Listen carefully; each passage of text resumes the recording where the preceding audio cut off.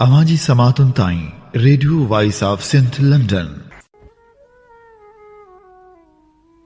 जाईंदे तां आओ हणी हथ पगह में, लगे वाव सिवा सिड़ सांबा ही न सहे। भलारे भिटदणी जे भलारे बैत सां मुझी आवाज़ मुसाफ़िर radio voice of Sindh London ता थी दुनिया जी कुंड कुड़छ ताईं। जंहिंजा माग ॿुधिजे पियो उन्हनि मेड़ी महिरबाननि खे सिक भरियो सलाम इशाल क़बूल पवे।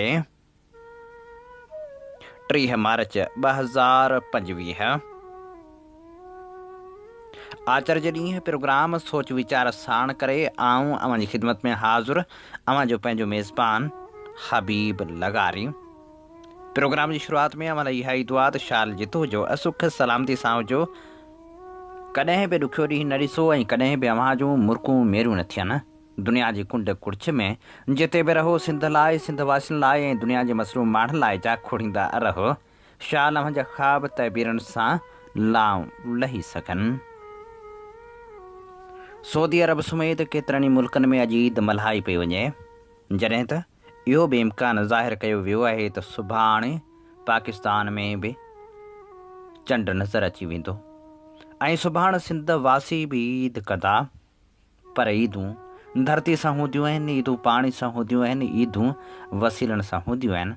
जंहिं मुल्क जा वसीला गिरवी थी वञनि, जेका धरती ॾुखनि जी धरती बणिजी वञे, जिते सुखनि जा सौदागर मोटण विसारे विहनि, उते भला कहिड़ियूं ईदूं। हाणे त कैफ़ियत वञी उहा बीठी आहे त नसे वोण वणनि में नसे का त्यारियूं, पसियो बाज़ारियूं हीणो मुंहुं लूण थिए। पर वरी बि पाण खे ईद ते छा करणो पवंदो, छा न विसारणु घुरिजे ऐं छा यादि रखणु घुरिजे, इहो जॾहिं बि सोचूं था त ज़हन में अचे थो त ईद ते पंहिंजी धरती ते थींदड़ ज़ुल्म न विसारणु घुरिजनि। सिंध जे हिसे जो पाणी खसण लाइ सिंधू दरिया ते नवां केनाल ठाहिया पिया वञनि। असांजी सोन वरनि ज़मीननि, पेट्रोल, गैस, कोयले ऐं कारूं झर कोर, ग्रेनाइट ऐं ॿियनि क़ीमती मैदनियात ऐं वसीलनि ते कब्ज़ा कया पिया वञनि। इहे सभु सर चार्ल्स नेपियर ऐं उनजी रूहानी औलाद साम्राज जा असांजी ज़मीन, ज़रई मईशत ऐं वसीलनि ते सिधा हमला 1843 खां जारी सारी आहिनि। अॻिते ईअं हूंदो हो जो ॿाहिरियां मुल्क काह कंदा हुआ, लश्कर ईंदा हुआ ऐं धरती खे भेलाड़ करे हलिया वेंदा हुआ। पर हाणे उहे लश्कर पंहिंजी धरती ते मौजूदु आहिनि। उहे लश्कर ई हाणे बादशाही बि करे रहिया आहिनि त वरी सिंध धरती खे बि लुटे रहिया आहिनि। हाणे त सिंधू खे सुकाइण जूं साज़िशूं कयूं वियूं आहिनि।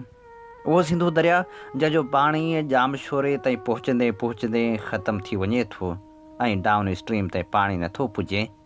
इंडस डेल्टा सॼी तबाह थी वई आहे, सामुंडी पटी भिड़भांग बणिजी वई आहे। तॾहिं पाण खे न विसारणु घुरिजे। सिंध अॻे पाणी जी शदीद खोड़ जो शिकार आहे। जेकॾहिं हीअ मनसूबा जारी रहिया त असांजा हारी नारी तबाह थी वेंदा। ज़मीनूं सोकड़े जो शिकार थींदियूं ऐं इंडस डेल्टा जेका तबाही जे किनारे ते पहुतल आहे, उहा मुकमिल तौरु तबाह थी वेंदी।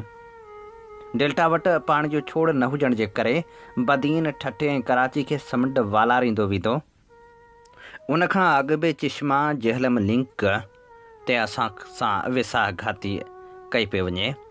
3 दरिया दुश्मन मुल्क खे विकिणी हाणे त पंजाब जी सिंधू दरिया ते नज़र आहे। हुननि 3 दरियाउनि खे 3 वाल करण जो को बि हिसाब किताब नाहे ॾिनो। जेकॾहिं को ॿियो अनिढो सूबो ईअं करे हा त अॼु ॾींहं ताईं उनखे गद्दारी जो तमग़ो ॾिनो वञे हा। हिन वक़्तु हीअ रुगो सियासी मसइलो न आहे, हीउ बका जो ऐं ज़िंदगी मौत जो सुवालु आहे। हिन ईद ते अचो त पंहिंजे एहतिजाज जो हिकु मज़बूत पैगाम ॾियूं। किरोड़े सिंधी पंहिंजे ॿाहनि में कारी पटी ॿधी एहतिजाज कनि त जीअं दुनिया ॾिसी सघे त सिंध पंहिंजे पाणी जे धाड़े ते ख़ामोश न वेंदी। ईद जे ॾींहुं पंहिंजे ॿाहुनि ते लाज़मी कारी पटी ॿधो ऐं सिंध जे पाणी लाइ मुतहद थी विढ़ो ऐं दुनिया खे इहो पैगाम ॾियो त असां ख़ुशियुनि वारनि लम्हनि में बि पंहिंजे दर्द खे ऐं धरती खे नाहियूं विसारींदा। ऐं हिन ईद ते इहो बि न विसारिजो त सिंध मां क़ौमी कारकुननि खे जबरी तौरु खंभे गुम कयो वियो आहे। जिन जे वारसनि जी हीअ ईद बि ओसियड़े में गुज़रंदी ऐं जिन जा वारस सुभाणे प्रेस क्लबनि अॻियां एहतिजाज ते वेंदा ऐं चवंदा, भला ॿुधायो असांजा प्यारा किथे आहिनि।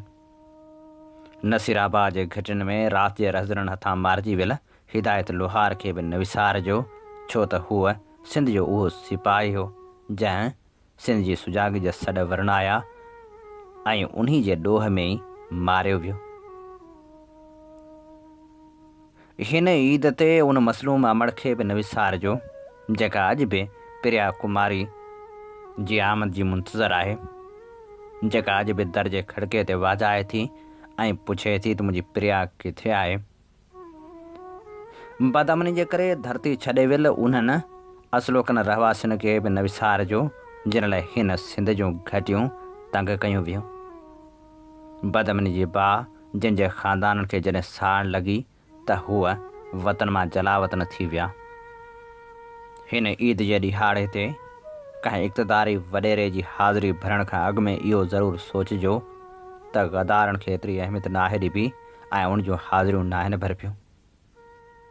ऐं हिन ईद ते इहो बि यादि रखिजो त इहे उहे सियासतदान आहिनि जिन सिंधु दरिया जो सौदो कयो आहे ऐं जेके असांजा वसीला खपाए अयाशूं करे रहिया आहिनि।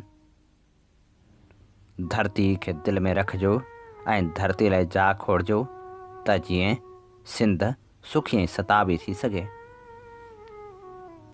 अवां जी समातुनि ताईं radio voice of Sindh London. Radio voice of Sindh London तां अवां जी ख़िदमत में प्रोग्राम पेश कयो पियो वञे सोच वीचार जे हिन सफ़र में आऊं अवां सां मुखातिब अवां जो पंहिंजो मेज़बान हबीब लगारी। सिंधूअ दरिया मां केनाल कढिया पिया वञनि पर मामिरो एतिरो सवलो ऐं सुथरो किथे आयो।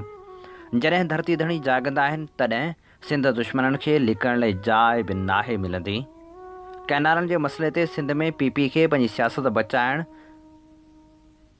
ॾाढी ॾुखी महसूस थी रही आहे। उन्हनि हाणे वाहन जी मुखालफ़त शुरू करे छॾी आहे जॾहिं त जेका रिकॉर्ड साम्हूं अची रहियो आहे उन मूजिबि आसिफ अली ज़रदारी कैनाल जी न रुॻो हिमायत कई पर उन्हनि जी मंज़ूरी बि ॾिनी हुई। हेके वक़्तु अमल दरामद जा हुकम बि जारी कया। वफ़ाक़ी सूबाई हुकूमतनि खे चयो वञे थो त उन्हनि वाहन लाइ मुसलसल फंडिंग यकीनी बणाई वञे। उन्हनि कैनालनि में थर, रेणी, चोलिस्तान, कच्ची ऐं चिश्मा राइट बैंक कैनाल शामिल आहिनि। सदर खे ग्रीन पाकिस्तान बाबति हिकु इजलास में उन्हनि बाबति बाक़ाइदा ब्रीफिंग बि ॾिनी वई हुई जंहिंमें सूबनि ऐं वफ़ाक़ जा नुमाइंदा बि शरीक हुआ। इजलास में इहो बि चयो वियो त इहे वाह फूड सिक्योरिटी लाइ तमामु अहम आहिनि। पार्लियामेंट इजलास में वरी हिन कैनाल जी मुखालफ़त कई वई आहे। मसइलो इहो आहे त सिंध में क़ौमप्रस्त ॿीहर मज़बूत थियणु शुरू थी विया आहिनि। अपोज़िशन जमायतूं कैनालनि जे मसइले ते क़ौमप्रस्तनि सां गॾिजी वियूं आहिनि। सिंध में जॻह जॻह ते एहतजाज थी रहियो आहे जंहिं बाद पीपी बि एहतजाज शुरू करे छॾियो आहे। पर इहा बि हक़ीक़त आहे त सिंध में पीपी लाइ पंहिंजी सियासत बचाइण बि हाणे मुश्किल बणिजी वई आहे। काल्ह कराची में जॾहिं सिंध जे वॾे वज़ीर मुराद अली शाह 3 कलाक प्रेस कॉन्फ्रेंस कई ऐं साफ़ी मुसलसल कैनालनि वारे मामले ते सुवाल कंदा रहिया तॾहिं हू साफ़ियुनि खे मुतमइन करे न सघियो ऐं न वरी हुन साफ़ियुनि जी ॻाल्हि मञी। प्रेस कॉन्फ्रेंस भले बिना नतीजे ख़तमु थी वई हुजे पर इहा हक़ीक़त आहे द पीपल्स पार्टी खे कैनालनि वारे मामले सफ़ा पधरो करे छॾियो आहे। सिंध पीपल्स पार्टी खे भुटे जे कर्ज़ तौरु वोट ॾींदी रही आहे। कर्ज़ लाहींदे हाणे त ॼण चौथीं पीढ़ी अची जवान थी आहे। सिंध जा माण्हू भुटे जो कर्ज़ व्याज समेत अदा करे चुका आहिनि ऐं हाणे उहो व्याज अहिड़े नमूने गिची में पियो आहे जो हाणे कर्ज़ तां बि हथ खणणो पवंदो ऐं कर्ज़ ॾींदड़नि खां बि हथ खणणो पवंदो तॾहिं वञी पांद आजो थी सघंदो। सिंध सां रुॻो कैनालनि वारे मामले ते नाइंसाफ़ी न पई थिए पर हर मामले ते नाइंसाफ़ी थी रही आहे। हींअर जॾहिं इकनिक जो इजलास थियो त उन में पंजाब लाइ 436 अरब रुपयनि जी लाॻत सां लाहौर साहिवाल बहावलनगर नए मोटरवे जी मंज़ूरी ॾिनी वई जॾहिं त सिंध जे सखर हैदराबाद मोटरवे जी मंज़ूरी न थी सघे। अचो त ॿियनि मामलनि खे छॾे सिर्फ़ु मोटरवेज़ जे मामले ते वफ़ाक़ ऐं पंजाब जे ॻठ जोड़ खे ॾिसूं। पाकिस्तान में हिन वक़्तु टोटल 11 मोटरवे इस्तेमालु हेठि आहिनि। पंजाब में जेके मोटरवे हिन वक़्तु इस्तेमालु हेठि आहिनि जिन ते गाॾियूं सफ़र करे रहियूं आहिनि उन्हनि में 4 मोटरवे शामिल आहिनि। पहिरियों मोटरवे इस्लामाबाद लाहौर आहे जंहिंखे मोटरवे M2 चयो वञे थो जेको 375 किलोमीटरनि ते मुश्तमिल आहे। ॿियो लाहौर अब्दुल हकीम मोटरवे आहे जेको मोटरवे M3 जे नाले सां सॾिजे थो जेको 230 किलोमीटरनि ते मुश्तमिल आहे। टियों मोटरवे पिंडी भटिया खां मुल्तान ताईं 309 किलोमीटरनि ते मुश्तमिल M4 मोटरवे आहे। जॾहिं त मुल्तान खां सखर ताईं मोटरवे जेको 392 आहे जंहिंखे M5 सॾियो वञे थो जंहिंजो सिर्फ़ु 120 किलोमीटर सिंध में ठहियलु आहे। पंजाब में जेके हिन वक़्तु मोटरवे तामीर थी रहिया आहिनि उन्हनि में 2 मोटरवे शामिल आहिनि जिन ते हिन वक़्तु कमु हले पियो। सियालकोट खां खारियां ताईं 69 किलोमीटर जेको M12 ऐं ॿियो खारियां खां रावलपिंडी ताईं आहे जेको M13 सॾियो वञे थो जेको 117 किलोमीटरनि ते मुश्तमिल आहे। जॾहिं त पंजाब में मोटरवेज़ लाइ एकनिक खां मंज़ूरु थियल मनसूबा जिन ते जल्द कमु शुरू कयो वेंदो उहे 3 आहिनि। शोरकोट खां लया ताईं 119 किलोमीटर, नंबर 2 लाहौर खां करतारपुर ताईं मोटरवे जेको 125 किलोमीटरनि ते तामीर थींदो। टियों लाहौर साहिवाल बहावल नगर मोटरवे आहे जंहिंजी मंज़ूरी हिकु ॾींहुं पहिरीं एकनिक जे इजलास में ॾिनी वई आहे जंहिं लाइ 436 अरब रुपया बि मंज़ूरु कया विया आहिनि। ख़ैबर पख्तूनख्वा में जेके मोटरवे तामीर थियल आहिनि उनमें नंबर 1 पेशावर खां इस्लामाबाद ताईं जेको 155 किलोमीटर आहे जंहिंखे M1 सॾियो वञे थो। ॿियो मोटरवे इस्लामाबाद खां डेरा इस्माइल ख़ान ताईं 285 किलोमीटरनि ते मुश्तमिल आहे। टियों हसन अब्दाल खां थाकोट ताईं 180 किलोमीटरनि ते मुश्तमिल आहे। चौथों सवाबी खां चकदरा ताईं 160 किलोमीटरनि ते मुश्तमिल आहे। जॾहिं त सिंध में हिन वक़्तु सिर्फ़ु 2 मोटरवे इस्तेमालु हेठि आहिनि। नंबर 1 हैदराबाद खां कराची ताईं जेको 136 किलोमीटरनि ते मुश्तमिल आहे। हिन रोड खे मोटरवे जो सिर्फ़ु नालो ॾिनो वियो आहे, बाक़ी हीअ कंहिं बि नमूने मोटरवे न आहे। ॿियो कराची नार्दर्न बाईपास जेको 57 किलोमीटरनि ते मुश्तमिल आहे। बलूचिस्तान में फंक्शनल मोटरवे ते छॾियो पर हिकु बि ड्यूल कैरेज हाईवे बि न आहे। हे त सिर्फ़ु मोटरवेज़ प्रोजेक्ट आहिनि जंहिंमें सिंध सां बाख्याई थियल आहे जिते सिंध में हिकु बि मुकमिल ऐं फंक्शनल मोटरवे न आहे। ॿिए तरफ़ पंजाब में मोटरवे जो ॼार विछायो वियो आहे। सोचियो त सिंध सां ॿियनि मामरनि में केॾा न कलूर थियल हूंदा। अवांजी समातुनि ताईं radio voice of Sindh London. Radio voice of Sindh London तां अव्हांजी ख़िदमत में प्रोग्राम पेश कयो पियो वञे सोच वीचार जे हिन सफ़र में आऊं अव्हां सां मुखातिब आहियां पंहिंजो मेज़बान हबीब लगारी। ऐं हाणे प्रोग्राम में शामिल करियूं था ख़ूबसूरत लेखक मुमताज़ मगी जो लिखियल लेख जंहिंजो उनवान आहे अणपूरी जदोजहद जो दर्द। सिंध जी क़ौमी तहरीक जे सफ़र में केतिरा ई किरदार आया आहिनि। उन्हनि मां के असां खां विछड़ी विया आहिनि त के अञा ताईं हलनि पिया। पाण उनजो ज़िक्र बिल्कुलु नथा करियूं जेके क़ौमी तहरीक खे छॾे जुदा थी विया ज़ाती मजबूरियुनि सबबु या ज़ाती मुफ़ादनि सबबु। नज़रियाती इख़्तिलाफ़नि जे बुनियादनि ते जुदा थींदड़ जदोजहद खां अलॻि नाहिनि थींदा पर हू पार्टी खां अलॻि थी कंहिं ॿी पार्टी में या कंहिं ॿिए फ्रंट ते पंहिंजो सियासी फ़र्ज़ु निभाईंदा रहंदा आहिनि। पर सिंध जी क़ौमी तहरीक में पंहिंजे असूलनि ऐं नज़रिए जे बुनियादनि ते पुख़्तगी सां क़ाइमु रहंदड़ थोरा ॻणी सघजनि था।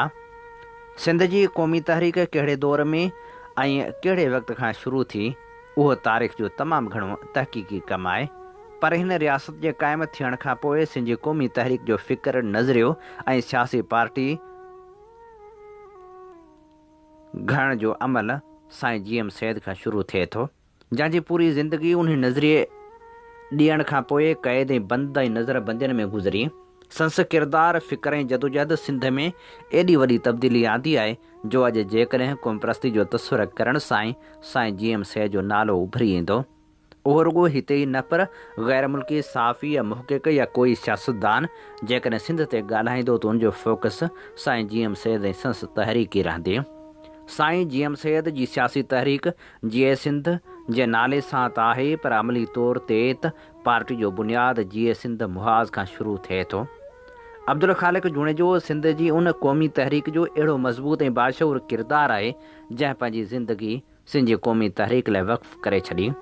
हूअ साईं GM सैयद जो उहो सियासी शागिर्दु रहियो जंहिं पंहिंजे किरदार खे उन शख़्सियत जे क़दरनि बुनियादनि ते जोड़ियो आहे। ज़िंदगी जो डिघो अरसो गुज़ारण खां पोइ बि क़ौमी तहरीक जे लाइ साबित क़दम ऐं मुस्तक़िल मिज़ाजी सां वधंदो रहे थो। हिन वक़्तु हूअ जीए सिंध मुहाज़ जो चेयरमैन आहे। साईं GM सैयद जे फ़िक्री पोइलॻनि में जेके बि धड़ा ऐं ग्रुप पैदा थिया आहिनि उन्हनि में हिक ई नाले ते अलॻि अलॻि ग्रुप आहिनि जिन खे कंहिं हद ताईं पार्टियूं बि चई सघिजे थो। अब्दुल ख़ालिक जूणे जे जेका बि जदोजहद कई आहे उन पंहिंजी पूरी जदोजहद खे पंहिंजी आत्मकथा में आणींदे ॿिनि भाङनि ते मुश्तमिल किताब लिखियो आहे जंहिंजो उनवान आहे पूरी ज़िंदगी अणपूरी जदोजहद। हिन आत्मकथा ते तफ़सीली बहस या तफ़सीली जाइज़ो वठणु हिन मुख़्तसर मज़मून में मुमकिन न आहे, पर आत्म कहाणी पढ़ण खां पोइ ही आसानी सां सम्झी सघिजे थो त सिंध जी क़ौमी तहरीक में कहिड़ियूं हेठि मथायूं आयूं आहिनि ऐं कहिड़नि कहिड़नि फ़र्दनि क़ौमी तहरीक खे पंहिंजी शख़्सी मुफ़ादनि लाइ इस्तेमालु कयो आहे। साईं GM सैयद जो पंहिंजो सियासी किरदारु त तमामु मथां हो, बिल्कुलु ईअं जीअं अयाज़ लिखियो आहे, घाटे बड़जी छांव जीअं हो, पर उन खां पोइ मुख़्तलिफ़ धड़नि खे गॾु करे हिकु पार्टी ठाहिण जे सवाल ते जेके सियासी असूली ऐं नज़रियाती इख़्तिलाफ़ ऐं एतिराज़ पैदा थिया उनखे तॾहिं साईं GM सैयद खां पोइ अब्दुल वाहिद आरिसर कहिड़े अंदाज़ ऐं ढंग सां डील कयो। उन जी पूरी तारीख़ हिन आत्मकथा में असांजे अॻियां अची वञे। उते लफ़ाज़ी खां कमु नाहे वरितो वियो ऐं न वरी पंहिंजी सना ऐं साराह कई वई आहे, न वरी इख़्तिलाफ़ रखंदड़नि खे कंहिं जाइ तनक़ीद जे इल्ज़ाम तराशी जो निशानो बणायो वियो आहे। जंहिंजो जेको किरदारु रहियो आहे उहो पूरी दयानतदारी ऐं ईमानदारी सां पेश कयो वियो आहे। उन खां सवाइ पाकिस्तान जी मजमूई सियासी तहरीकनि में क़ौमी तहरीक जो किरदारु या ख़ालिक जूणेजे जो पंहिंजो किरदारु बि बहस में आंदो वियो आहे। मजमूई तौरु ख़ालिक पंहिंजी आत्मकथा में इहा कोशिशि कई आहे त सिंध जी क़ौमी तहरीक जी तारीख़ ऐं पाकिस्तान में हलंदड़ सियासी तारीख़ खे गॾु करे पेश करे। हीउ नुक़्तो ख़ासि तौर ते संस आत्मकथा में चिटी रीत महसूसु थिए पियो त सिंध जी क़ौमी तहरीक पंहिंजे सियासी ताक़त में उहो मक़ाम हासिलु नाहे करे सघी जेको खेसि हासिलु करणु घुरिबो हो। इन में क़ौमी तहरीक जे किरदारनि अॻवाननि जो किरदारु बुनियादी अहम आहे। साईं GM सैयद जेतिरो बेदाग़ ऐं बावकार किरदारु रखे पियो उन खे आइडियल बणाए संस पोइलॻनि पंहिंजे किरदार जो सुधारो घटि कयो, जंहिं सबबु सिंध जी क़ौमी तहरीक दाख़िली तज़ादनि जो वधीक शिकार थी। ख़ालिक जूणे जो पंहिंजे किरदार में को बि अहिड़ो दाग़ नथो रखे जंहिं ते पछताव थिए या को तनक़ीद जी आङुर खणे। हूअ पंहिंजे कोल ऐं फ़ैल जो पुख़्तो इंसान रहियो आहे ऐं इहो ई सबबु आहे जो हूअ सिंध जी क़ौमी तहरीक जे कमज़ोरियुनि खे महसूसु कंदे अणपूरी जदोजहद जी पीड़ा महसूसु करे थो ऐं उहो ई हिन आत्मकथा जो हिकु दर्द ॾींदड़ पहलू आहे। इहा उमेदु रखी सघिजे थी त ज़िंदगी जी हिन कहाणी खे पढ़ण खां पोइ सिंध जा केतिरा ई नौजवान उन्हनि किरदारनि ते वधीक ग़ौर ऐं फ़िक्र कंदा जेके हिन वक़्त ताईं सदन आइडियल बणियल आहिनि। क़ौमी तहरीकनि में बेदाग़ ईमानदार बहादुर ऐं पुख़्ता किरदार ई पूरी तहरीक खे अॻिते वधाए मंज़र माणे सघनि था। सिंध जो ही बि आलमियो आहे त सिंध जो अवाम त क़ौम परस्त आहे, पर क़ौमी तहरीक ओतिरी ताक़त नथी रखे जेतिरी ताक़त खेसि हुजणु घुरिजे। क़ौम परस्त अॻवान अब्दुल ख़ालिक जूणेजे जे किताब बाबति लिखियल ई लेख असीं अव्हां जे समातनि जी नज़र करे रहिया हुआसीं, जेको लिखियलु हो मुमताज़ मगी जो। अव्हां जी समातुनि ताईं radio voice of Sindh London. Programme सोच वीचार में हाणे यादगिरियुनि जा वर्क विरायूं था ऐं अव्हां जे समातनि जी नज़र करियूं था नाम्यारे लेखक आफ़ताब मेमण जी आत्मकथा जीवन सफ़र जी 27वीं किस्त।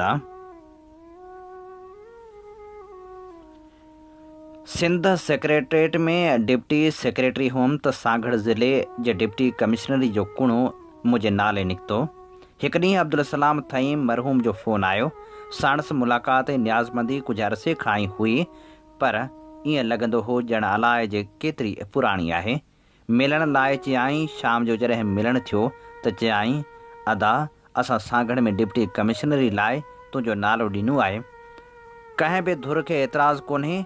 वज़ीर आला बि राज़ी आहे, पर चयो अथसि त आफ़ताब खे चओ त वॾे साहिब खां चवराए या तव्हां वॾे सां ॻाल्हायो। ऐं संसि इजाज़त ज़रूरी आहे। हाणे छा थो चवीं? तुंहिंजो पिटारिन वारो वास्तो बि आहे, वेंदे नादा सिफ़ारिश ते डिप्टी कमिश्नर न थियण ई भलो। साहिब वॾे ॾे मुबारक ॾियणु वियो हुउमि। मूंखे नवाब शाह लाइ चयाईं। मूं माफ़ी घुरी। वरी कहिड़े मुंहं सां वञासि? चङो भला मूंसां गॾु हल। नादा इहो त वेतर वधीक ख़राबु। तव्हांजी महिरबानी, पर मूंखे शानाइती ॻाल्हि कोन थी लॻे। चङो भला तोखे एतिराज़ त कोन्हे? तो त सिफ़ारिश कोन कराई आहे। नादा मूंखे डिप्टी कमिश्नर थियण में कहिड़ो एतिराज़ आहे? इहा त फ़ख्रु जी ॻाल्हि आहे। ॿिए ॾींहुं ऑफिस में ई वेठो हुउमि त मूंखे मुंहिंजे सेक्रेटरीअ घुराए चयो त मूंखे प्राइम मिनिस्टर हाउस घुरायो वियो आहे। मूंखां पुछण जी कयाईं त खेसि ॿुधायां। ख़बर मूंखे बि एतिरी हुई त अब्दुल सलाम कल्ह राति जो ॻाल्हि कई आहे। मतां सुबुह जो PM हाउस पहुतो हुजे, अहिड़ी पुख़्ते इरादे जो मालिक हुयो अब्दुल सलाम थहीम। ख़ैर सां prime minister house at Karachi पहुतमि। अॻे इतला थियल हो। हमरा मूंखे वठी हिकु वॾे हाल में विया, जिते PP जा काफ़ी लीडर वेठा हुआ ऐं अब्दुल सलाम थहीम बि हुयो। सभिनी सां मुलाक़ात थी।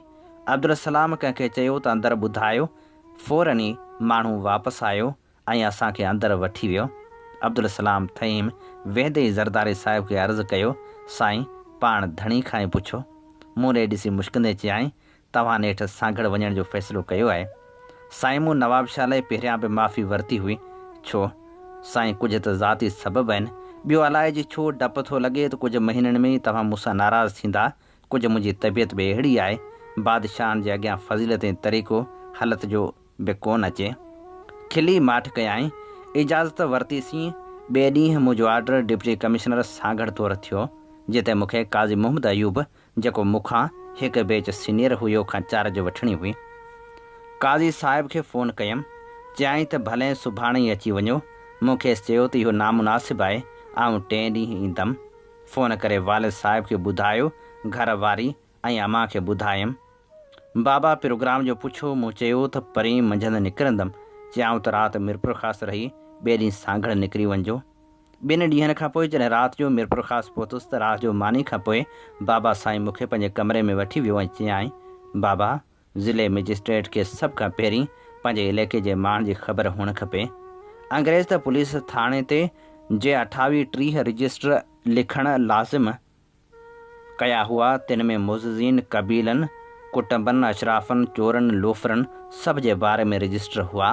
पहिरियां त ज़िले मजिस्ट्रेट साहिब जॾहिं ईंदड़ ऑफिसर खे चार्ज ॾींदो हुयो त चार्ज रिपोर्ट एॾी त जामे हूंदी हुई ऐं DC जी ज़ाती चार्ज में रखियल रजिस्टर हर अहम माण्हू जे बारे में, वाक़े जे बारे में एॾो त तफ़सीली हूंदो हो जो सॼो नक्शो साम्हूं अची वेंदो हो।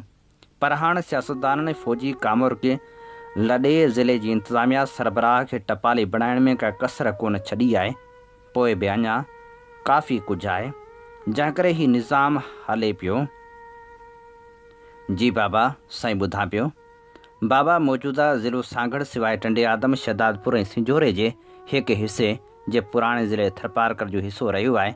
सागड़ ऐं थरपारकर ज़िले जे माण्हुनि जी पाण में अचु वञु, उथण वेहण ऐं वास्तेदारी काफ़ी मज़बूत रही आहे। हूअं त सागड़ ज़िले जे काफ़ी माण्हुनि जे बारे में मूंखे तव्हांखे ॿुधाइणो आहे, पर सभ खां वधीक अहम ऐं ज़रूरी ॻाल्हि इहा आहे त तव्हां कंहिंजे बि आशीर्वाद सां आया हुजो, पर बुनियादी ॻाल्हि न विसारिजो त सागड़ ज़िलो पीर साहिब पागारे जो ज़िलो आहे। पीर साहिब जिन खे त डिप्टी कमिश्नर जी शायदि परवाह बि न हुजे, सदर पाकिस्तान ताईं बि संदन ख़ुशनुदी खे ॾिसंदो आहे। पीर साहिब जिन सरकारी माण्हू ख़ासि करे डिप्टी कमिश्नर खे हर तरह सपोर्ट कंदा आहिनि, कॾहिं बि को मसइलो हुजे त पीर साईं पगारे खे अर्ज़ु कजांइ ऐं खांसि हिदायत वठिजांइ, थी सघे त टाइम वठी खेनि मिलण लाइ हलियो वञिजांइ। ताजो महीने अंदरि ई का सूरतहाल अहिड़ी पैदा थी जो हूर जमायत हड़ताल जो ऐलान करे छॾियो। ज़िले में सूरतहाल काफ़ी ख़ौफ़ ऐं हिरास वारी पैदा थी वई। कराची मां फ़ोन मथां फ़ोन जियाला वज़ीर ऐं मेंबर होम सेक्रेटरी कमिश्नर सभु चवनि त 144 जो निफ़ाज़ करियो, ज़रूरत पई त कर्फ्यू लॻायो, कंहिं बि सूरत में हड़ताल न थिए। सभिनी खे जवाबु ॾियनि था, न त 144 जो निफ़ाज़ कंदमि, न ई कर्फ्यू लॻाईंदमि। सागड़ जे माण्हुनि त पाकिस्तान ठहण खां पोइ बि ग़ुलामी वारी ज़िंदगी गुज़ारी आहे, जिते लोढ़नि ऐं ममनू इलाइक़नि जो तस्वर हुयो, छो त उते हुर हूंदा हुआ। जमायत जे कुझु माण्हुनि खे बि घुरायमि। हर कंहिं जवाबु ॾिनो त हीअ फ़ैसिलो जमायत जो इज्तिमाही फ़ैसिलो आहे। जियालनि ज़्यादती कई आहे। अची शाम थी, कराची मां फ़ोन, कमिश्नर जो फ़ोन, नेठि शाम 8 वॻे पंहिंजे बेडरूम जे डायरेक्ट फ़ोन तां नंबर डायल कयमि। यस, आफ़ताब मेमण थो ॻाल्हायां, डिप्टी कमिश्नर सागड़, पीर साहिब सां ॻाल्हाइणो आहे। शाह मर्दान शाह थो ॻाल्हायां, DC साहिब, कीअं आहियो? पीर साहिब जिन चयो, साईं मूंखे तव्हां ॾे सलाम करण लाइ हाज़िर बि थियणो हुयो, देर लाइ माफ़ी, हींअर हिकु गुज़ारिश लाइ फ़ोन कई आहे। सुभाणे जमायत हड़ताल जो सॾु ॾिनो आहे। जियालनि जमायत जे कुझु माण्हुनि सां बेवाजिबी कई आहे, जंहिं लाइ आऊं ॿिन्ही धुरियुनि खे विहारे मुतासिर धुर जी शिकायत जो अज़ालो करण जी कंदमि। माण्हुनि में ॾाढो हिरास पखिड़ियल आहे। मूंखे चयो वियो आहे त 144 जो निफ़ाज़ करियां, कर्फ्यू लॻायां, पर मूं जवाबु ॾिनो आहे, मूंखे तव्हांजी हिदायत ऐं मदद खपे। DC साहिब, मूंखे ॿुधायो वियो आहे त असांजो ज़िले मैजिस्ट्रेट हिकु सुठो इंसानु आहे। मुंहिंजे ज़िले जे हाकिम जो शाह मर्दान शाह ऐं संस जमायत लाइ छा हुकुम आहे? साईं, हुकुम न अर्ज़ु आहे, सुभाणे हड़ताल न थिए। DC साहिब, सुभाणे हड़ताल कोन थींदी, ज़िले मैजिस्ट्रेट जे हुकुम जी तैमील थींदी, मूंखे तव्हां ते भरोसो आहे। DC साहिब, अव्हां माण्हुनि जी जान, माल ऐं इज़त जा मुहाफ़िज़ मुक़ररु कया विया आहियो। शाह मर्दान शाह ऐं संस जमायत तव्हां सां गॾु आहे। साईं, महिरबानी, ख़ुदा हाफ़िज़ चई पीर साहिब जिन फ़ोन रखी छॾी। ॿिए ॾींहुं हड़ताल कोन थी। कंहिंखे ख़बर न पई त छा थियो। अॼु सोचां थो त केॾो न वॾो इंसानु हुयो पीर साहिब, कीअं माण्हू जी सुञाणप मथस एतबार कंदो हुयो। सिर्फ़ु हिकु वॾो माण्हू ई ईअं करे सघे थो। हीअ असीं अव्हांजी ख़िदमत में पेश करे रहिया हुआसीं नामियारे लेखक आफ़ताब मेमण जी आत्मकथा जीवन सफ़र जी 27वीं क़िस्त। अवांजी समातुनि ताईं radio voice of Sindh London. Radio voice of Sindh London तां अव्हांजी ख़िदमत में प्रोग्राम पेश कयो पियो वञे सोच वीचार जे हिन सफ़र में आऊं अव्हां सां मुख़ातिब आहियां, जो पंहिंजो मेज़बान हबीब लगारी। ऐं हाणे प्रोग्राम में शामिल करियूं था अदबी तक़रीबन जो अहवाल। सिंधी अदबी संगत शाख जेकमाबाद जी दस्तूरी गरजाणी सारंग जो घर ते सीनियर अदीब शाइर मुहक़िक़ ऐं नक़ाद सुमरे शबीर जी सदारत में थी गुज़री, जंहिंजो ख़ासि महिमान सिंधी अदबी संघ जो अॻूणो सेक्रेटरी ऐं उस्ताद अॻवान साईं इंतज़ार छलगरी हुओ। जॾहिं त एज़ाज़ी महिमाननि में सीनियर अदीब ऐं कहाणीकार डॉक्टर वाहिद बशीर लगारी ऐं सिंध जो नामियारो शाइर जाफ़र जानी हुआ। गरजाणी जी शुरूआति शाह लतीफ़ जे बैतनि सां कई वई। शाह जा बैत शाह जे पारखू ऐं लतीफ़ शनास प्रोफेसर साईं अल्ताफ़ गोहर पेचू पढ़िया। गुल मस्तोई, एम हाशिम सागर, इमरान जमाली, आजिज़ शहज़ाद, बरकत नाज़ भये, फ़कीर शमन अली जोगी, जाफ़र जानी, इंतज़ार छलगरी, जिन शाइरी पढ़ी महफ़िल खे गरमाए छॾियो। गरजाणी में शरीक अल्ताफ़ गोहर, डॉक्टर वाहिद बशीर लगारी, अब्बास सारंग, राजेश कपूर, ग़ुलाम हुसैन पेचू हो शाइरी खे साराहियो ऐं तारीफ़ कई। सदारती ख़िताब में सुमरे शबीर चयो त सिंधी अदब जी शुरूआति शाइरी सां थी हुई, जेका अॼु ताईं बग़ैर कंहिं डिघे वक़फ़े जे असांजा शाइर करे रहिया आहिनि। तारीख़ गवाह आहे त जॾहिं बि सिंध ते ॾुखियो वक़्तु आयो आहे त सिंधी शाइर पंहिंजे मज़ाहिमती शाइरी ज़रिए सिंधी माण्हुनि खे मिड़ी मुठ थी दुश्मन ख़िलाफ़ उथी खड़ो बीहारणु लॻा आहिनि। अॼु हिते पढ़ियल शाइरीअ जो तसलसल आहे। मां उन सभिनी शाइरनि खे जस थो ॾियां जिन शाइरी पढ़ी, ख़ासि तौर ते जाफ़र जानी, साईं इंतज़ार छलगरी, कामरेड गुल मस्तोई, इमरान जमाली, आजिज़ शहज़ाद खे जिन वाह वाह कराए छॾी। आख़िर में साईं अल्ताफ़ गुहर पेचूहे पारां इफ़्तार जो बंदोबस्तु कयो वियो हो।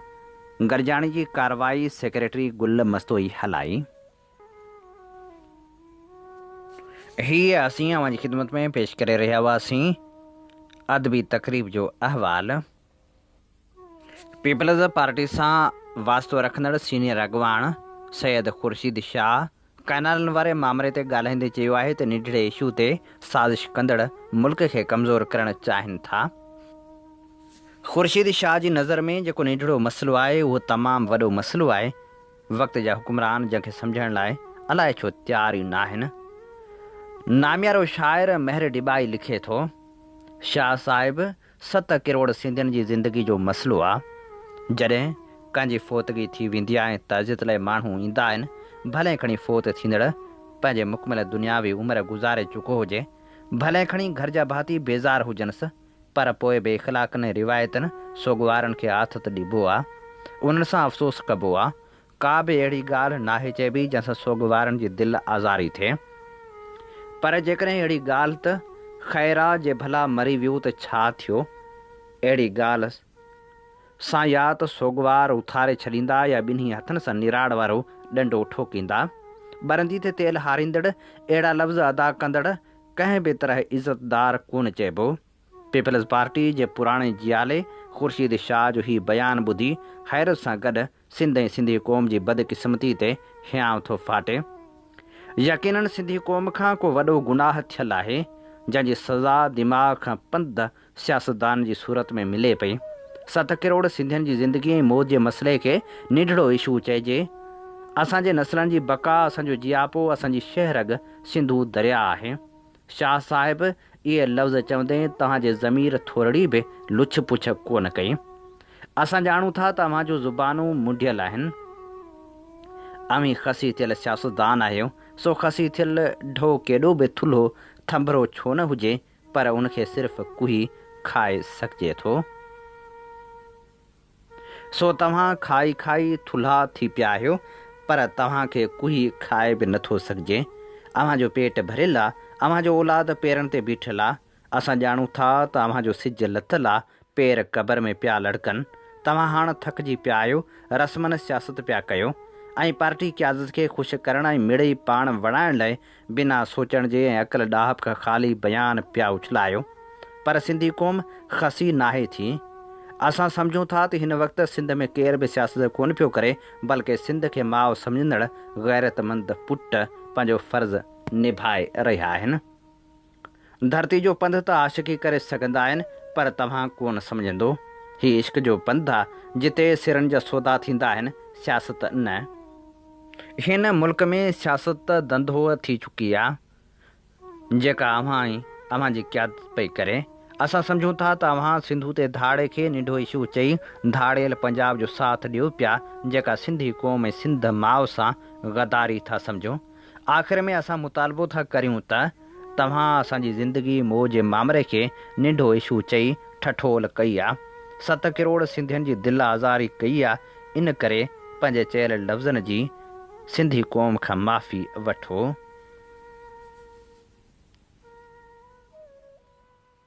नामियारे शाइर महर डिबाई जे हिन सुहिणे लेख सां प्रोग्राम सोच वीचार जो वक़्तु पुॼाणी ते पहुचे थो। पंहिंजे मेज़बान हबीब लगारी खे इन साॻी दुआ सां ॾींदा इजाज़त। वसे भिट तुंहिंजी भलारा सदा, सदा देस परदेस सारा वसन। कॾहिं सींद सिंजी न मेरी थिए, कॾहिं मोड़ कंहिंजा न मुरझाइजनि। अवां जी समातुनि ताईं radio voice of Sindh London